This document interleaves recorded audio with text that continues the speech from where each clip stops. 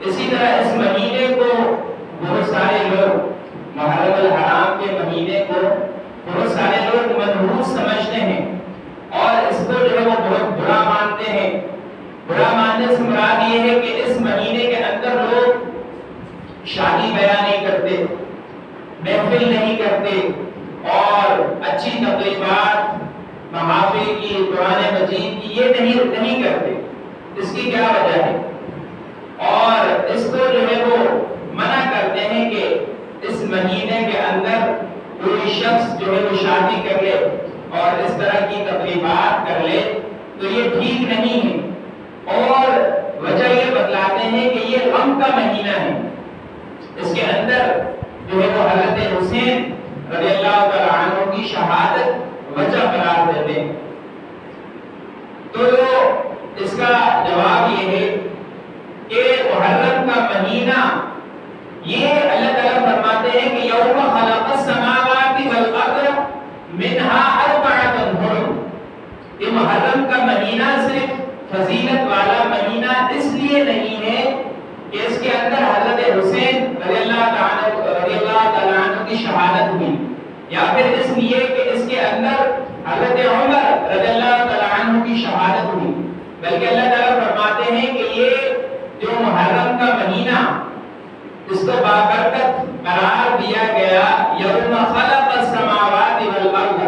کہ جب آسمان اور زمین پیدا بھی نہیں ہوئے تھے تو میں نے ان 4 مہینوں کو افضلیت والا مہینہ قرار دے دیا تھا۔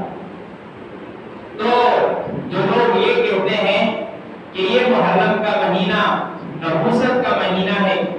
اور غم کا مہینہ ہے، اور اسی طرح اس مہینے کو جو ہے وہ بڑا بے برکت مہینہ سمجھتے ہیں، تو یہ بے بنیاد باتیں ہیں اور یہ غلط بات ہے۔ اگر ایسا ہی ہے تو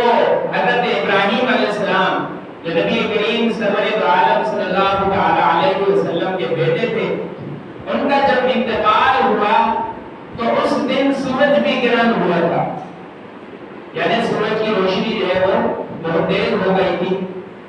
تو عرب میں یہ مشہور تھا کہ جس دن بھی سورج گرہن ہوتا تو وہ بہت بڑا دن قرار دیتے تھے کہ آج کوئی یا تو کسی بڑی شخصیت کا انتقال ہوا ہے، یا پھر کسی شخصیت کی پیدائش ہوئی ہے، یا پھر اسی طرح کوئی بڑا کام ہوا ہے جس کی وجہ سے سورج گرہن ہوا ہے۔ آپ علیہ السلام کو پتہ چلا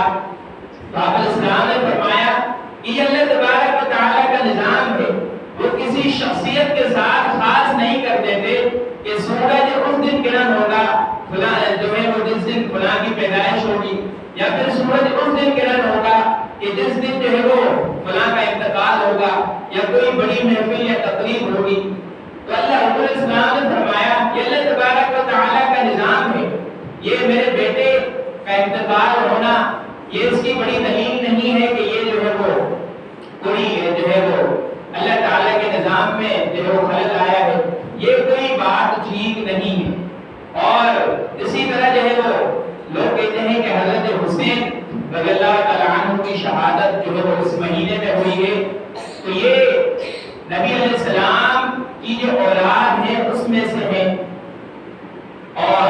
ہیں نبی علیہ السلام کی اولاد میں سے ہیں۔ اللہ تبارک و تعالیٰ نے حضرت حسین رضی اللہ تعالیٰ عنہ کو 10 محرم کے دن شہادت عطا فرمائی ہے۔ یہ مسلمانوں کے لیے بڑا حادثہ ہے اور اس پر ہم سب کو افسوس ہونا بھی چاہیے،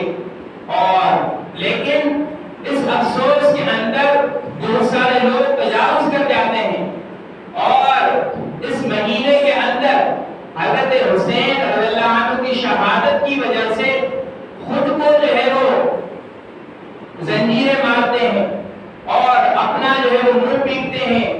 اور اپنے اوپر جو ہے وہ خنجر چلاتے ہیں، چھریاں چلاتے ہیں۔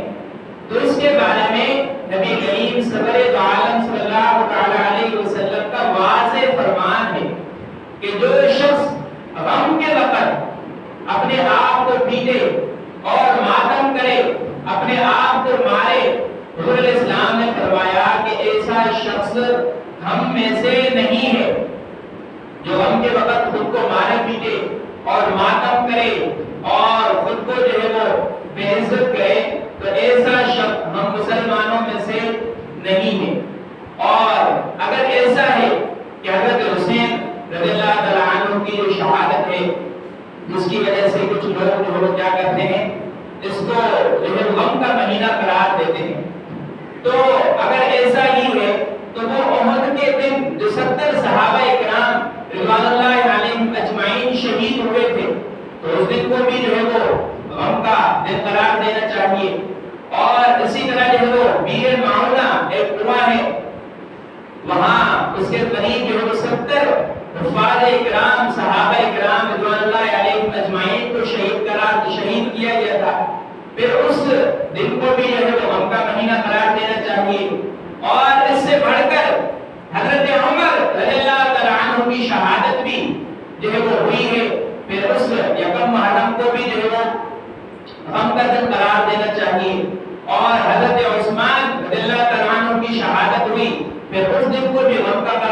کا مہینہ اور دن قرار دینا چاہیے۔ اور اس سے بھی بڑھ کر حضرت علی رضی اللہ تعالیٰ عنہ کی بھی جو شہادت ہوئی ہے تو جس دن ان کی شہادت ہوئی ہے اس دن اور اس مہینے کو بھی تو